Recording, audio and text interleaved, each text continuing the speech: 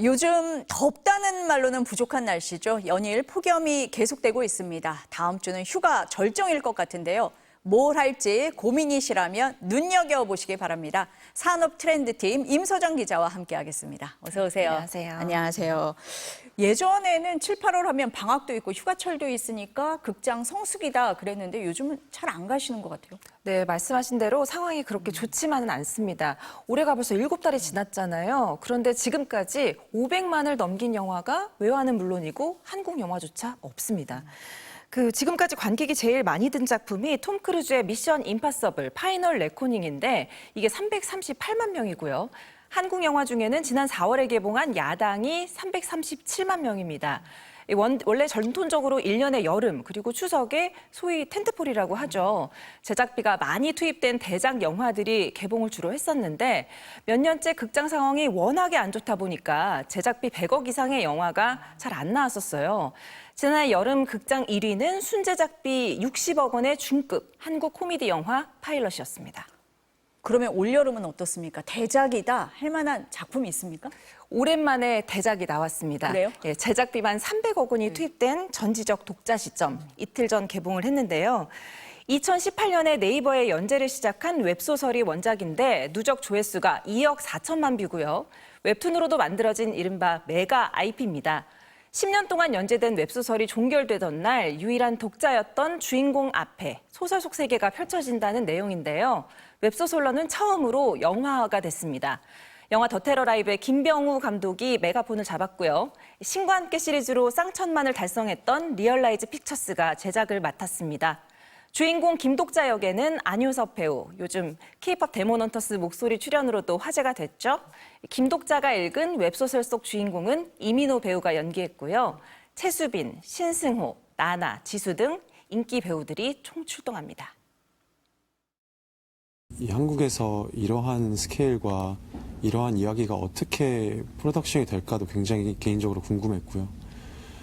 그리고 무엇보다 지금까지 맡아왔던 역할들과 다르게 독자라는 역할이 저한테는 굉장히 삼삼했어요. AI 시대가 조금 더 본격적으로 도입되면 더 개인화되고 더 고립된 사회로 갈 것 같은 생각이었어요. 인간이 인간다운 게 무엇인가에 대한 끊임없이 질문을 해야 된다라고 배우로서 많이 좀 고민을 하던 찰나에 이 대본을 보게 됐었고요. 누가 나온지 보고 배우 보고 영화 보러 가겠다 이런 분들 있으실 것 같습니다. 네. 영화 스케일은 어때요? 그 영화의 설정 자체가 게임 속 세상이거든요. 그런데 이 게임이 저희가 흔히 타는 지하철, 이 지하철이 지나는 한강 다리 위, 그리고 지하철역에서 벌어진다고 보시면 됩니다. 그러다 보니까 이 1000평 규모의 세트에 지하철과 역을 실제로 만들었고요. 한강 다리를 찍으려고 춘천대교에 크레인만 6대를 갖다 놓고 촬영을 했다고 합니다. 여기에다 게임 속에 등장하는 요괴, 크리처라고 하는데 이걸 구현하려다 보니까 VFX라고 하죠. 전체 1,500컷 중에 85%가 특수 시각 효과 기술로 완성이 됐습니다. 제가 이 VFX를 총괄한 기술 감독님을 만나고 왔는데요. 아예 촬영을 하지 않고 컴퓨터 그래픽으로만 만들어낸 장면들이 해를 거듭할수록 점점 늘고 있다고 합니다. 극장의 큰 화면으로 보면 좀 더 게임 속으로 들어간 듯한 느낌을 받을 수 있을 것 같습니다. 설명을 들으니까 가봐야 할 것 같습니다. 네, 그럼 여기에 대적하는 영화 또 뭐가 있어요? 역시 원작이 있는 작품입니다. 이 누적 조회수 5억 뷰의 인기 웹툰 좀비딸이 영화로 만들어졌습니다. 정체불명의 바이러스에 감염돼서 좀비로 변한 딸을 지키기 위해 극비 훈련에 돌입하는 동물원 사육사 아빠의 이야기입니다. 지난해 파일럿으로 흥행몰이를 한 조정석 배우가 이번에도 코미디 영화를 선택했는데요. 여기에 이정은, 조여정 등 연기파 배우들도 합세를 했습니다. 조정석 배우는 2019년 여름 주연작 엑시트로 942만 명, 지난해 파일럿으로 471만 관객을 동원하면서 흥행 성과를 거뒀는데요. 여름은 정석이다, 이런 별명까지 얻으면서 기대를 모으고 있습니다. 얘기를 하셨지만 인기 원작에 있으면 흥행에 좀 도움이 될 것 같다라는 생각은 드는데 실제로 어때요?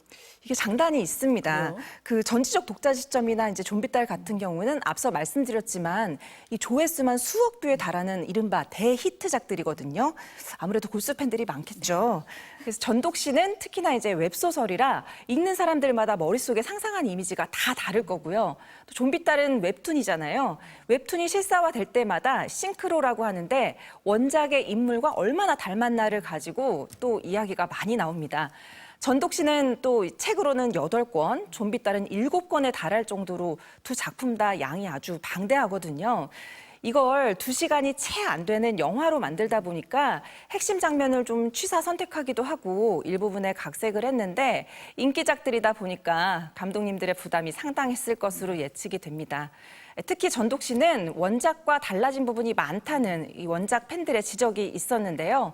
지금까지 한 번도 언론 인터뷰를 한 적 없는 원작자가 직접 서면 인터뷰를 통해 입장을 밝히기도 했습니다. 영화의 안내방송 목소리로 출연한 박형욱 성우님의 음성 대독으로 들어보시겠습니다.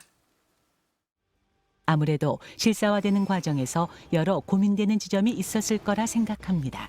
그래서 영화에서는 웹소설 원작에서 다룬 주제 대신 2시간 안에 전달할 수 있는 메시지에 집중한 것으로 보입니다. 영상화는 원작에 대한 재해석만큼 의미 있는 시도였다고 생각합니다. 미리 원작을 읽어주신 독자분들께는 색다른 시선으로 전독 씨를 다시 읽는 경험으로 또 처음 이 세계관을 접하는 관객분들께는 독특하고 새로운 영화적 경험으로 이 영화가 기억될 수 있으리라 생각합니다.